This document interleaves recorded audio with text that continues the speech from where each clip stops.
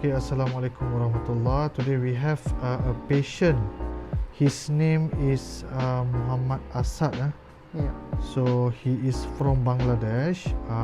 Today he is doing hair transplant. We are doing 2,500 graft for him. What I'm doing right now is actually incision. That means I'm making holes to place the graft. So we will ask a little bit to Mr. Muhammad Asad. How is he feeling when I'm making hole? I didn't feel anything actually. There is no pain. No pain at all, eh? No. So are you feeling comfortable? Yes, I believe I am comfortable. So far we have started today morning from cutting your hair to this stage.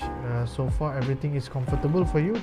Yeah, it's very friendly environment. Everyone here is very good. Okay, very good. Thank you so much. Alright.